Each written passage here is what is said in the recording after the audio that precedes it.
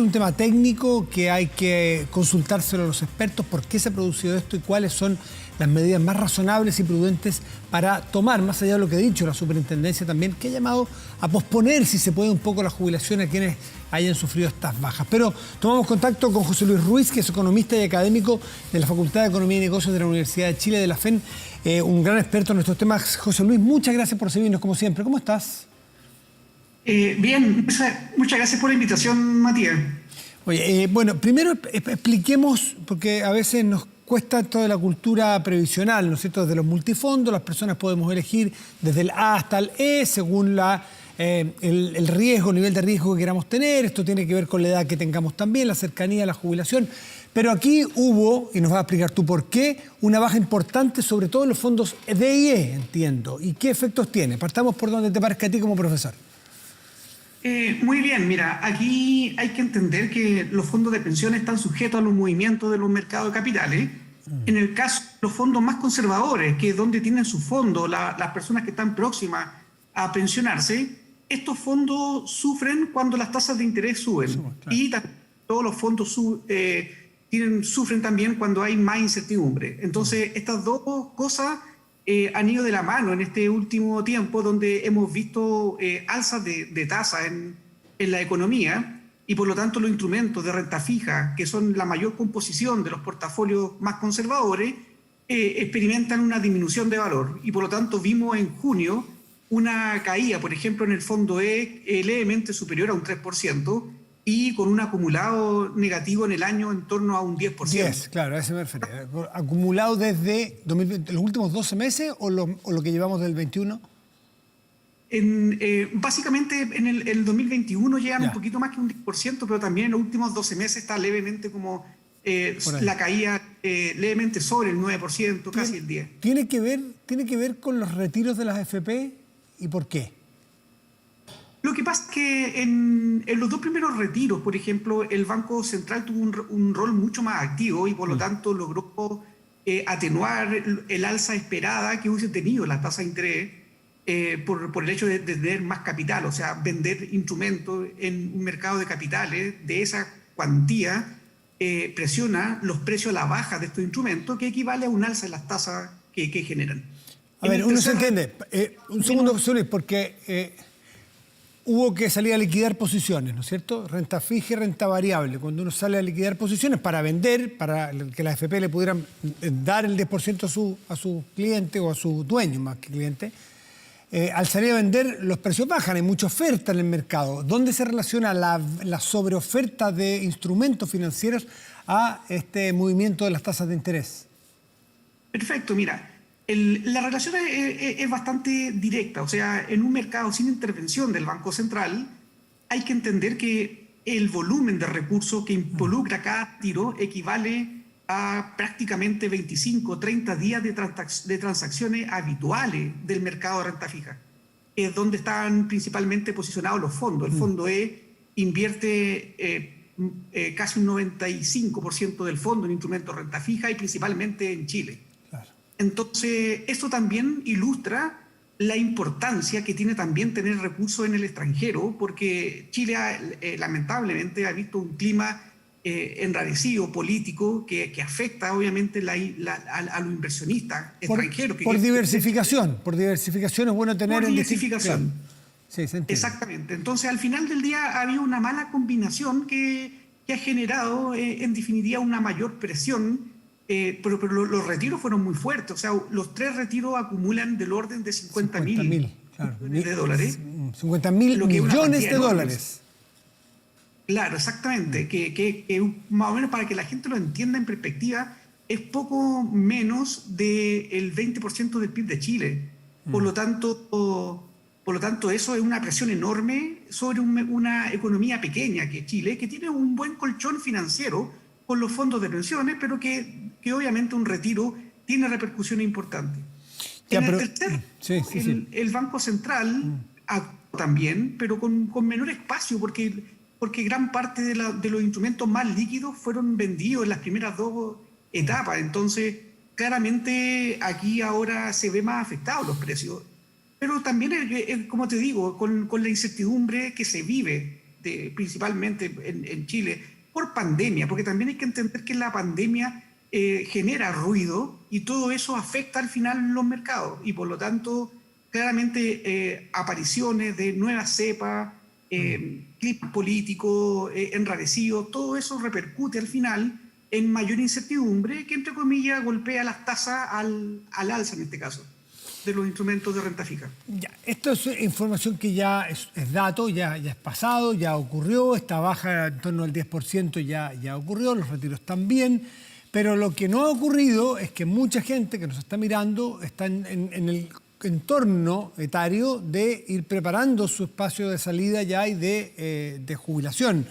Entonces, lo que ha dicho aquí el superintendente Macías, el superintendente de AFP, para que la gente, para ilustrarlo bien, es el agente regulador, autónomo, no es un funcionario del gobierno, no es de la AFP, es quien, voy a decirlo, como un poco de inspector del mercado financiero, del mercado de las pensiones. Y él ha dicho igual a las personas que, tú me corriges si hay un concepto mal, por favor, José Luis, ha dicho que quizás es mejor en la medida posible posponer un poco porque en este momento podrían ser un mal negocio jubilarse.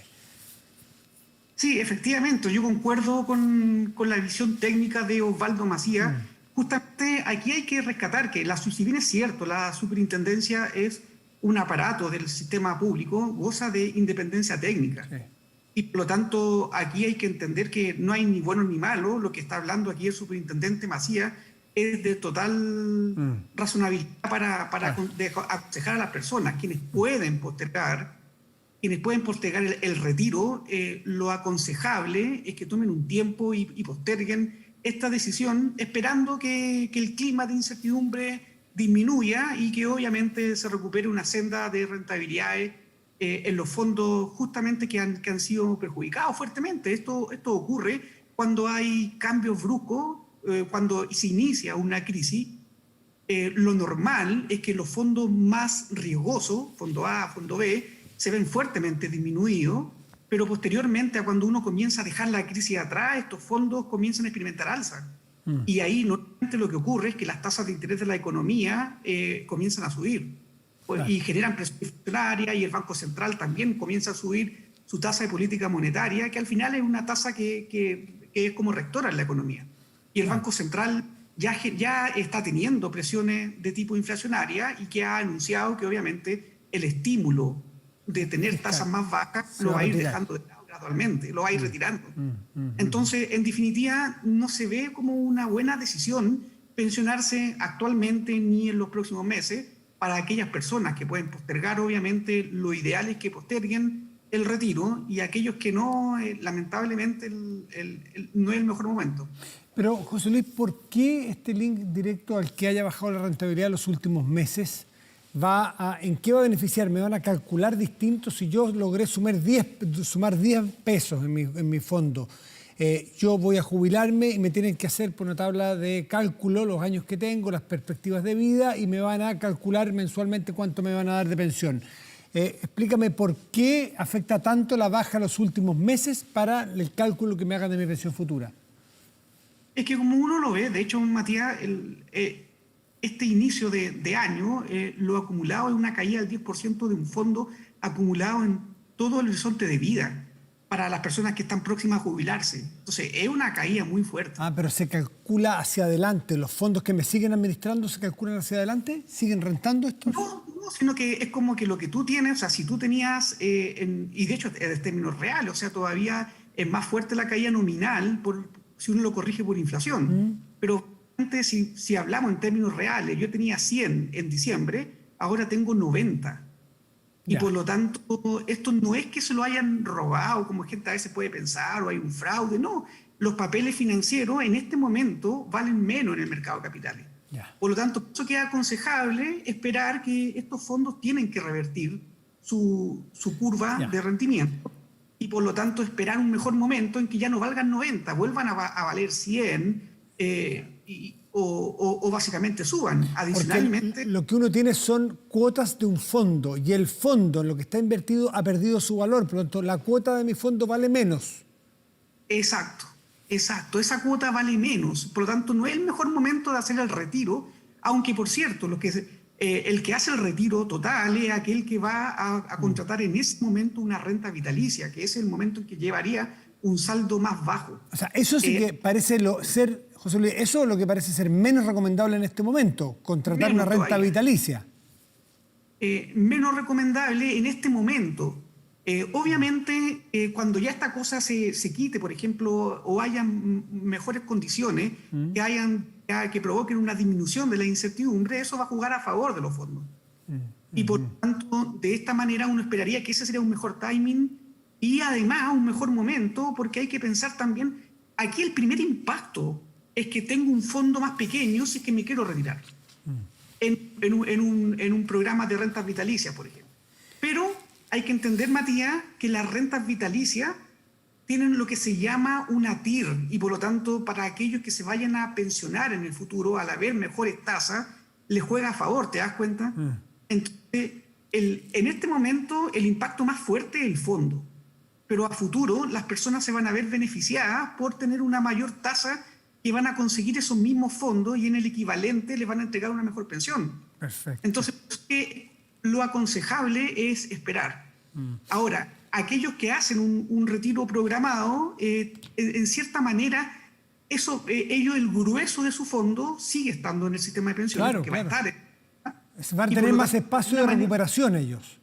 Exacto. Los que hagan fondo programado va a tener más plata todavía en su fondo y más tiempo para eventualmente recuperarse. Los que lo saquen todo ahora hacen la pérdida. Exacto. Entonces es por esto que entre comillas, si ya no pueden esperar, porque la gente puede tener recursos, claro. Al menos que haya una transición gradual.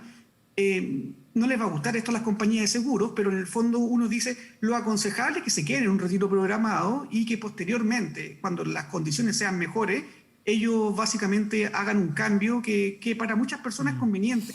Tener estabilidad de flujo, que es lo que genera la renta vitalicia. Sí. Así como sin temor, es decir, no es el momento para tomar una renta vitalicia, quizás quedarse, si no puede esperar un retiro programado. ¿Qué pasa dentro del multifondo para las personas que no están a punto de jubilarse? Una persona promedio, 40, 30, 40, 50 años, que le falta todavía, porque había un flujo récord de ahorrantes que se ha ido al fondo E ahora, por lo que estaba leyendo. Estaba leyendo noticias de que nunca había tenido hubo un traslado masivo al fondo E y es relativamente reciente. ¿Tú qué recomendarías o qué es lo esperable? No es que te pongas a hacer de felicidad y forrado aquí, sencillamente es lo recomendable en teoría económica básica, clásica, casi de sentido común.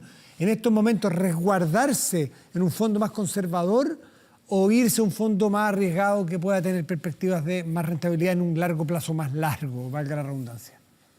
Efectivamente, yo creo que tú das en el clavo, Matías, porque tú estás diciendo claramente las personas tienen que tener una regla.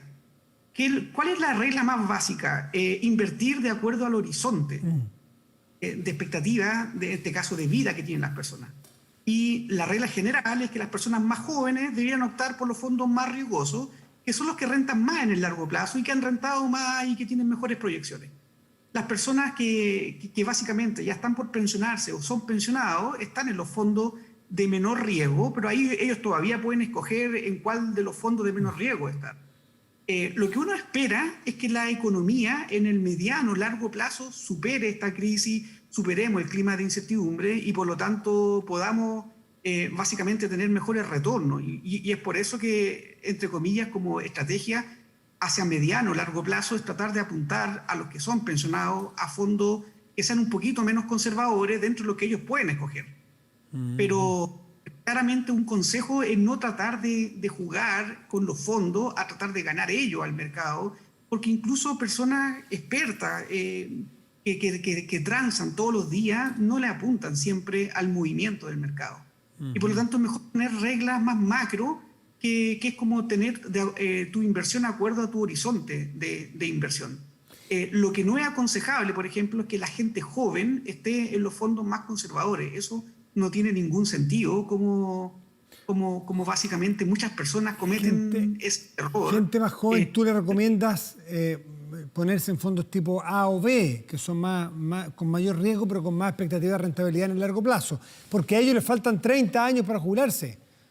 sino 40, por eso. Es que imagínate, te voy a mostrar solamente, yo sé que el tiempo es corto acá, No, tranquilo. pero fíjate que el mes de marzo, cuando los mercados financieros del 2020 se vieron fuertemente impactados por los cierres de fronteras, por la paralización de la economía, con bolsas mundiales que cayeron 30% o más algunas. Los fondos de pensiones, el más riesgosos, perdieron una cuantía superior a un 20% en ese mes. Y uno podría ser dramático y pensar que, wow, me están destruyendo el valor de que he acumulado en mucho tiempo. Sí, pero al final del año los fondos terminaron todos rentando positivo. O sea, recuperaron ese golpe. Recuperaron el golpe. ¿Y qué pasa con los que, mire qué buen tema, ¿qué pasó con los que se apanicaron o los que siguieron mal las recomendaciones después de las caídas de las bolsas, esos días dramáticos, y se salieron del fondo y se pasaron? Es que ellos son los que terminan muy dañados. Ellos hicieron una pérdida y sonaron, no recuperaron nada. Imagínate que esas personas que se cambiaron y que no se volvieron a cambiar y están ahora en el fondo E, perdieron un 20% en el fondo A, si es que estaban, o más, y posteriormente ahora llevan un 10% de pérdida en el fondo E. Claramente, pérdida para ellos es un desastre. ¿Y por qué? Por no hacer un timing correcto de inversiones que personas expertas les cuesta mucho, pero juegan con reglas más estables en el largo plazo. Y es por eso que en el fondo aquí lo que uno aconseja a las personas no es que sean expertos financieros, pero que entiendan al menos algo tan básico como entender el horizonte que ellos están realizando su inversión, que estas son inversiones de largo plazo y que por lo tanto están sujetas en el corto plazo a vaivenes del mercado, pero que en el fondo en el largo plazo han mostrado cumplir con el objetivo de creación que han tenido estos fondos. Por lo tanto, esto han entregado una rentabilidad que al menos por ese lado no va la crítica hacia la gestión de la AFP. José Luis, ¿cómo te explicas tú? Porque hubo cambios masivos, récord, entiendo, según señalan la AFP o la superintendencia, no las AFP, o sea, el ente que los regula. Dice que mayo alcanzó su mayor nivel desde la creación de los multifondos de pensiones en 2002. La cantidad de movimientos que hubo del total de traspasos, el 98% corresponde a cambios en la misma AFP, o sea, cambios de fondos, no cambios de AFP, sino que dentro de la AFP a otros fondos.